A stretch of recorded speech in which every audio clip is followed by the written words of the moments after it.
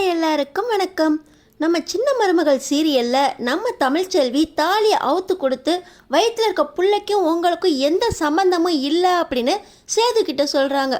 ஆனால் சேது, உன் வயிற்றில் இருக்கிறது ஒத்த பிள்ளை இல்லை, ரெட்டை பிள்ளையும் எனக்கு தான் சொந்தம் அப்படின்னு தமிழ்கிட்ட வாதாடி ரெட்டை பிள்ளையும் பிறந்ததுக்கப்புறம் எனக்கு மட்டும்தான் வேணும் அப்படின்னு கேட்குறாரு.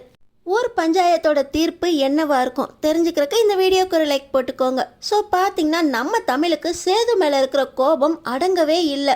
வீட்டில் இருக்கிற ஜோடி ஃபோட்டோவை தூக்கிட்டு வந்து உடைக்கிறதோடு இல்லாமல் நாளைக்கே ஊர் பஞ்சாயத்தை கூட்டி சேதுவை வர வச்சு இந்த பிள்ளைக்கும் அவருக்கும் எந்த சம்பந்தமும் இல்லை அப்படின்னு ஓலை பிரித்து போடணும் அப்படின்னு நம்ம தமிழ் சொல்கிறாங்க. இந்த நேரத்தில் தமிழ்கிட்ட பேசினா அவளுக்கு புரிய வைக்க முடியாது அப்படின்னு நினைக்கிற நம்ம தமிழோட அம்மா நம்ம அப்பத்தாக்கு ஃபோன் பண்ணி இந்த மாதிரி தமிழ் ஓலை பிரித்து போட்டுட்டு வயிற்றில் இருந்த குழந்தைக்கும் சேதுவுக்கும் எந்த சம்மந்தமும் இல்லை அப்படின்னு ஊர் பஞ்சாயத்தில் முடிவெடுக்க போகிறதா சொல்லிக்கிட்டு இருக்கா. வயிற்றில் இருக்கிறது ஒத்த பிள்ளைங்கிற நினப்பில் அவள் இருக்கா.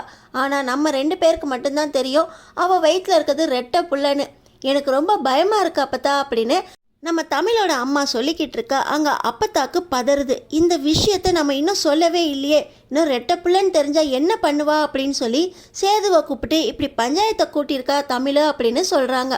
அப்பத்தாக்கிட்ட நம்ம சேது வயிற்றில் இருக்க ரெட்டை பிள்ளை அப்படின்னு நம்ம தமிழ்கிட்ட சொல்லாதது நல்லதாக போச்சு. ரெட்டை பிள்ளையும் எனக்கு தான் சொந்தம், அவள் எனக்கு வேண்டாம், ஆனால் பிள்ளைங்க எனக்கு வேணும், நான் இதை வக்கீலை வச்சு ஃபஸ்ட்டு பேசுகிறேன் அப்படின்னு சொல்லி வக்கீல்கிட்ட பேசுகிறதுக்காக நம்ம சேது போகிற நேரத்தில் ஈஸ்வரி தடுக்கிறாங்க. சேது நில்லுப்பா, குழந்தை எப்போவுமே அம்மாவுக்கு தான் சொந்தம், பச்சை குழந்தைய யாருமே அப்பா கிட்ட கொடுக்குற மாதிரி ஜட்ஜ்மெண்ட் கொடுக்க மாட்டாங்க. நீ கோர்ட்டு மூலமாக போனீன்னா அம்மாவுக்கு தான் புள்ள சொந்தம். குழந்தை வாயை திறந்து பேசி யார்கிட்ட இருக்கு அப்படின்னு முடிவு பண்ணுற வரைக்கும் அம்மா கிட்ட தான் குழந்தைய விட சொல்லுவாங்க ஜட்ஜ்மெண்ட்ஸ்லாம். அதனால் நீ ஊர் பஞ்சாயத்தை கூட்டி புள்ள எனக்கு தான் சொந்தம், எனக்கு வேணும்னு கேளு அப்படின்னு ஈஸ்வரி ஐடியா கொடுக்குறாங்க. நல்ல நேரத்தில் சொன்னீங்க சின்னம்மா, எனக்கு இந்த தமிழ் வேண்டவே வேண்டாம், ஆனால் வயிற்றில் இருக்க இந்த வீட்டோட வாரிசு எனக்கு வேணும் அப்படின்னு சொல்ல இங்கே என்ன நடக்குது நம்ம பார்த்தே ஆகணும்னு சொல்லி சேதுவோட ஈஸ்வரியும் ஊருக்கு கிளம்பி போகிறாங்க. அடுத்த நாள் காலையில் ஊர் பஞ்சாயத்தில் நம்ம தமிழ் வயிற்றில் இருக்க புள்ள எனக்கு தான் சொந்தம், இவருக்கும் எனக்கும் எந்த சம்மந்தமும் இல்லை அப்படின்னு நான் தாலியை கழட்டி கொடுத்துட்றேன் அப்படின்னு நம்ம தமிழ் தாலியையும் கழட்டிடுறாங்க. நிறுத்தடி, உனக்கும் எனக்கும் எந்த ஒட்டும் உறவும் இல்லை, இந்த தாலி மூலமாக தான் எதுவும் உறவு வந்துட போதா, நீ செஞ்ச துரோகத்துக்கு எங்கள் அப்பா ஏற்கனவே அங்கே கஷ்டப்பட்டுக்கிட்டு இருக்காரு, இந்த தாலியால் உனக்கும் எனக்கும் எந்த உறவும் வந்துட போகிறதில்ல, உன் வயிற்றில் இருக்கே புள்ள அது எனக்கு தான் சொந்தம் அப்படின்னு நம்ம சேது கேட்குறாரு. நானே எந்த சொந்தமும் இல்லைன்னு ஆகி போயிடுச்சு, இதில் வயிற்றில் இருக்க பிள்ளைக்கு மட்டும் எப்படி நீங்கள் சொந்தம் கொண்டாடலாம்? இந்த புள்ள என்னதுன்னு சொன்னப்போ நீங்கள் என்ன சொன்னீங்க? உன் வயிற்றில் புள்ள வளருதுன்னா அது கண்டிப்பாக என் பிள்ளையா இருக்காதுன்னு ஊர் பஞ்சாயத்து முன்னாடி தானே சொன்னீங்க. இப்போ மட்டும் என்ன வயிற்றில் இருக்க புள்ள எனக்கு வேணும்னு கேட்குறீங்க?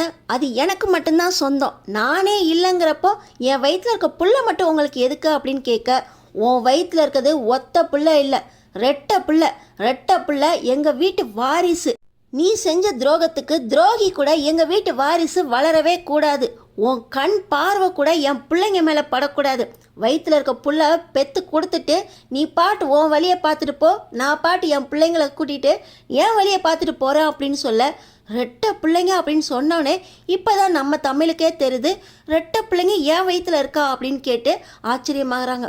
என்ன பஞ்சாயத்தை கூட்டினோன்னே பொய்யா பேசிக்கிட்டு இருக்கியா அப்படின்னு சொல்ல, சேது நீ இப்படிலாம் பேசுவேன்னு எனக்கு தெரியும், ஸ்கேன் ரிப்போர்ட்டை எடுத்துகிட்டு வந்திருக்கேன், ஆஸ்பத்திரியில் வச்சு அப்பத்தான் இந்த விஷயத்த உனக்கு தெரியக்கூடாதுன்னு சொல்லிடுச்சு, இந்த விஷயம் உன் அம்மாவுக்கு கூட தெரியும், ஆனால் இதை நாங்கள் மறைச்சிட்டோம், சாமிக்கிட்ட உத்தரவு கேட்டப்போ கூட சாமி சொல்லக்கூடாதுன்னு சொன்னிச்சு, எப்போவுமே நல்லதுக்கு தான் சாமி நினைக்கும், இப்படிலாம் ஒரு பிரச்சனை வரும்னு தெரிஞ்சு தான் உங்ககிட்ட இந்த விஷயத்த சொல்லக்கூடாது அப்படின்னு சாமி உத்தரவு கொடுத்துருக்கு, அப்போ எடுத்த முடிவு இப்போ எவ்வளவு யூஸ் ஆகுது அப்படின்னு எங்களுக்கு தெரியும், உன் வயிற்றில் இருக்க ரெட்டை பிள்ளைங்க ஆணோ பெண்ணோ எங்கள் குடும்ப வாரிசு, என்கிட்ட தான் வளரணும், எங்கள் வீட்டு சூழ்நிலையில் தான் வளரணும் அப்படின்னு சேது சொல்லி வயிற்றில் புள்ள பிறந்தோன்னே எங்கள்கிட்ட கொடுக்க வேண்டியது உங்கள் பொறுப்பு, ஊர் பஞ்சாயத்து மூலமாக இதுக்கு ஒரு தீர்ப்பு வேணும் அப்படின்னு சொல்லி சேது தமிழை பிரித்து விட்டுட்டு எனக்கு பிள்ளைய எழுதி கொடுத்துருங்க அப்படின்னு ஊர் பஞ்சாயத்துக்கிட்ட கேட்குறாங்க.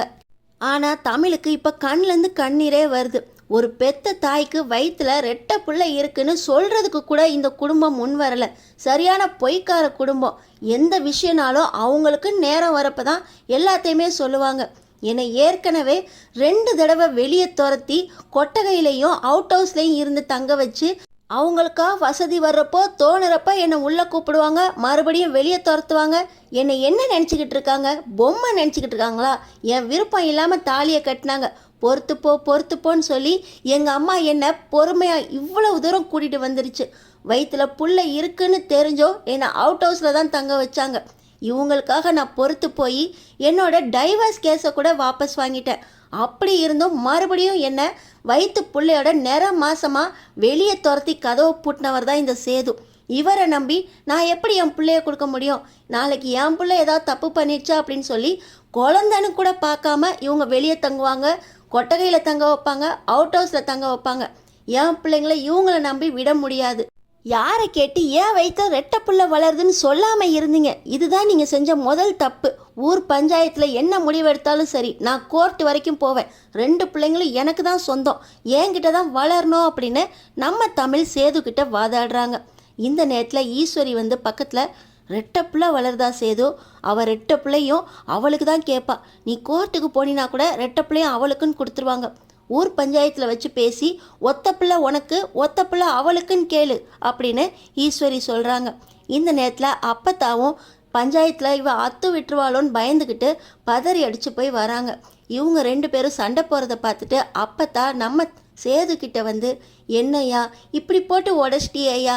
நீங்கள் சேர்றதுக்குன்னு இருக்கிறது இந்த பிள்ளைங்க மட்டும்தாயா, அந்த பிள்ளைங்களையும் இப்படி பிரிக்க பார்க்குறீங்களேயா அப்படின்னு அப்பத்தா அழுகுறாங்க. அப்பத்தா, இவளுக்காகலாம் நீ அழாத அப்பத்தா, இவ நன்றி கெட்டவ. இவ நம்ம குடும்பத்துக்கு வேண்டவே வேண்டாம் அப்பத்தா. இவ வயிற்றுல வளர்றது நம்ம குடும்ப வாரிசு. ரெட்டை பிள்ளையும் எனக்கு தான் வேணும். ரெட்டை பிள்ளையும் கொடுக்காட்டினா கூட 2 இருக்குல்ல, ஒன்று அவள் வச்சுக்கிட்டும், இன்னொரு பிள்ளைய நான் வளர்க்குறேன் அப்பத்தா அப்படின்னு நம்ம வீட்டுக்கு கூட்டிகிட்டு போயிடுவான் அப்பத்தா அப்படின்னு நம்ம சேது தமிழ்கிட்ட கேட்குறாங்க. குழந்தை இன்னும் பிறக்கவே இல்லை, பிறக்கிறதுக்கு முன்னாடியே குழந்தைங்களை பிரிக்கிறதுக்கு நினைக்கிற நீ என் பிள்ளை எப்படி வளர்ப்ப? பிள்ளைங்க ஒன்றா இருந்தால் தான் நல்லா வளரும். இது தெரியாத உனக்கு? ரெட்டை பிள்ளைங்களையும் பிரித்து கொண்டு போறிய, அம்மா பாசம் இல்லாமல் எப்படி வளரும் அப்படின்னு நம்ம தமிழ் சொல்லி, ரெட்டை பிள்ளைங்களையும் நான் தான் வளர்ப்பேன். அம்மாவுக்கு அம்மாவா அப்பனுக்கு அப்பனா இருந்து நான் வளர்த்துக்கிறேன். நீ கட்டின தாலியை நீயே வச்சுக்கோ அப்படின்னு சொல்லி ஊர் முன்னாடி தாலியை கொடுக்குற நம்ம தமிழ், ஓலை பிரித்து போடுங்க அப்படின்னு சொல்ல ஊர் பஞ்சாயத்து மூலமாக ஓலை பிரித்து உங்கள் 2 பேருக்கும் இனிமேல் எந்த உறவும் கிடையாது, கணவன் மனைவி உறவை இந்த பஞ்சாயத்து பிரித்து வைக்குது. ரெட்டை புள்ளங்கிறதுனால ஒன்று அப்பாவுக்கும் ஒன்று அம்மாவுக்கும் கொடுக்கறதுக்கு இந்த பஞ்சாயத்து முடிவெடுத்திருக்கு. ஆனால் தமிழ் கொடுக்கறதுக்கு சம்மதிக்கலை. அப்பங்காரனும் கேட்குறான், குழந்தை பிறக்கட்டும், பிறந்ததுக்கப்புறம் எந்த பிள்ளை பிறக்குது, எந்த பிள்ளை யார்கிட்ட இருந்தால் நல்லபடியாக வளரும் அப்படின்னு இந்த பஞ்சாயத்து முடிவு பண்ணும். அது வரைக்கும் நீங்கள் 2 பேரும் இந்த பிள்ளைய பற்றி சண்டை போட்டுக்க கூடாது. குழந்தை முதல்ல நல்லபடியாக பிறக்கட்டும் அப்படின்னு பஞ்சாயத்தில் முடிவு பண்ணுறாங்க. ரெட்டை பிள்ளை பிறந்தாலும் 2 பிள்ளையும் எனக்கு தான் அப்படின்னு நம்ம தமிழ் சொல்லிக்கிட்டு இருக்கும்போதே பிரசவ வலி வந்துடுது. ரெட்டை பிள்ளைக்காரி அழுவுறாயா, தூக்குயா, ஆஸ்பத்திரிக்கு தூக்கிட்டு போகலாம் அப்படின்னு நம்ம அப்பத்தா சொல்ல, ஈஸ்வரி, புள்ள பிறக்க போது பயந்து போயிடாத சேது, ரெட்டை பிள்ளையில ஒரு பிள்ளை உனக்கு வேணும்னு தட்டி கேட்டு வாங்கிரா அப்படின்னு ஈஸ்வரி ஏற்றி விட்டுட்ருக்காங்க சேதுவை. ஆனால் நம்ம தமிழை தூக்கிட்டு போகிறதுக்கு ஆள் இல்லை. ஆஸ்பத்திரிக்கு நம்ம சேது தான் தூக்கிட்டு போனால் நம்ம தமிழ் ஒத்துக்குவாங்களா? நம்ம தமிழுக்கு என்ன பிள்ளைங்க பிறக்க போகுது, என்ன முடிவு வரப்போகுது தெரிஞ்சுக்கிறதுக்கு நம்ம சேனலுக்கு சப்ஸ்கிரைப் பண்ணி தொடர்ந்து பாருங்கள்.